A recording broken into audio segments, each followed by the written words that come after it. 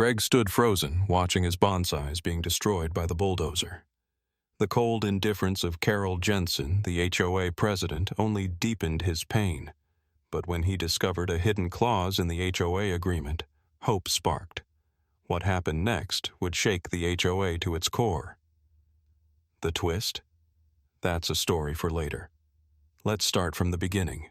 In the quiet suburban neighborhood of Oak Ridge, Greg Thompson, a man in his early 40s, had built a life around his passion for bonsai. His collection, carefully curated over the years, wasn't just a hobby. It was a bond. A way to remember his late wife, Clara. Their shared love for the art had made the small garden behind their house a sanctuary, where time seemed to slow down and the chaos of life faded away. It was Greg's refuge, the one place where everything felt right. One afternoon, while tending to a Japanese maple, Greg's peaceful routine was shattered. A crisp, white envelope arrived from the Homeowners Association, HOA. It was a violation notice demanding that Greg restore compliance with their landscaping guidelines. The implication was clear. His trees had to go. His heart sank as he read the words, "Your garden does not meet HOA standards." The letter didn't just feel like an attack on his property. It felt like an attack on everything Greg held dear. The trees that had been carefully nurtured, each one a living memory of Clara, were being deemed unacceptable by faceless bureaucrats. And worse, he had no say in the matter. The HOA's power was absolute. They didn't care about his connection to the trees. They didn't care about his years of work or the personal significance they held. To them, it was just a matter of uniformity. Greg stood motionless, the weight of the letter pressing down on him like a suffocating fog. He had always known that the HOA had strict rules, but this was a betrayal. His sanctuary was being torn apart, and he had no way to fight it. Or so he thought. The cold indifference of Jensen, the HOA president who had signed the letter, only deepened his sense of helplessness. But as the days passed, a bitter resolve began to grow within him. There had to be a way out of this. The question was, what would he risk to keep his bonsais? Greg couldn't process the horror unfolding before him. The next day, as the HOA agents arrived with their bulldozer, he raced to the scene, his breath ragged with disbelief. "Stop! Stop!" he shouted, his voice hoarse with panic, but his pleas fell on deaf ears. The machines were already in motion, tearing into the earth that had once cradled his beloved bonsais. The sound of roots snapping, branches cracking, and leaves being shredded under the weight of the bulldozer was deafening. Every agonizing second felt like a knife to his chest, and Greg's heart sank as he watched what he had spent years building being destroyed in mere moments. His knees weakened as he stood there, helpless, watching the destruction of his garden. These weren't just trees, they were memories. Each bonsai, carefully nurtured over a decade, was a living testament to his late wife, Clara. The idea that they could be ripped from the ground like weeds with no regard for the care and love he had poured into them was unfathomable. "How could they do this to me?" Greg seethed, the words barely escaping his clenched teeth.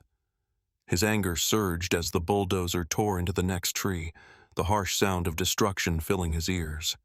His fists were clenched so tightly that his knuckles turned white. Nearby, Jensen, the president of the HOA, stood with her arms crossed, a cold expression on her face. She watched with the detached indifference of someone who had seen it all before. "We're just following the rules," she said, her voice flat, almost mechanical. "You've had plenty of time to comply." Greg's jaw tightened at her words. How could anyone be so heartless? His anger began to boil over, and a fierce, burning frustration coursed through him. To her, this was a simple matter of policy. To him, it was a violation of everything he had worked for, everything he had loved. The idea that a faceless bureaucracy could justify this destruction, his loss, was infuriating. But Greg wasn't a man to give up easily. The fire inside him only grew stronger, and the thought of letting this go without a fight was unbearable. This was far from over. Greg wasn't about to let the HOA's callous destruction of his bonsai garden go unanswered. The injustice festered inside him, and his anger quickly morphed into determination. He spent days poring over the HOA's policies, combing through endless legal documents and convoluted notices. His eyes ached from hours of searching, but he couldn't give up. Finally, buried in the fine print of the HOA agreement, he found it. A legal clause that could change everything. The clause stated that, in cases of unreasonable destruction of personal property, homeowners were entitled to seek compensation through legal action. The words practically leaped off the page, offering a spark of hope where there had been none. This was his chance, a thread he could pull to unravel the HOA's arrogance. Greg's pulse quickened. This wasn't just about reclaiming his bonsais. It was about standing up to a system that thought it could trample over his rights without consequence. With renewed purpose, he contacted his lawyer, outlining the case. The process was long, but Greg was resolute. He filed the lawsuit against the HOA, knowing that the battle ahead wouldn't be easy, but fully aware of the weight his fight carried. As the legal summons were served to Carol Jensen and the other members of the HOA board, they were caught completely off guard.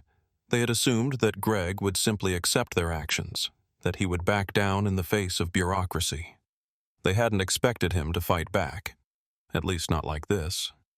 The sudden realization that they were now entangled in a legal battle stunned them into silence. They had underestimated Greg's resolve.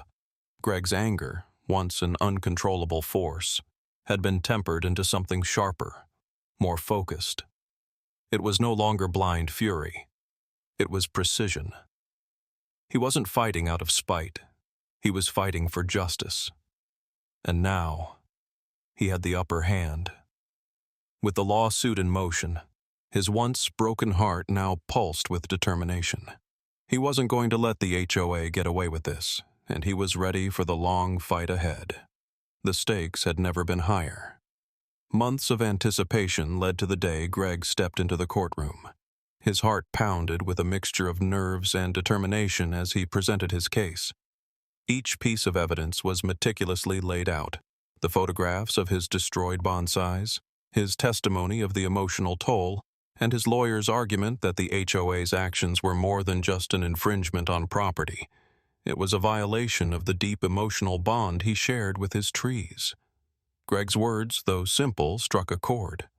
The judge listened attentively, the weight of the case evident in his gaze. After what seemed like an eternity, the ruling came. The HOA had to pay Greg for the full value of his lost collection, and an additional amount for the emotional distress caused. The feeling of relief washed over Greg, a tide of victory after months of turmoil. It wasn't just the money, it was the vindication, the validation of his fight. As the compensation check arrived, Greg felt a sense of quiet triumph. He could rebuild better than before. Standing in his restored garden, surrounded by new trees, Greg finally felt peace.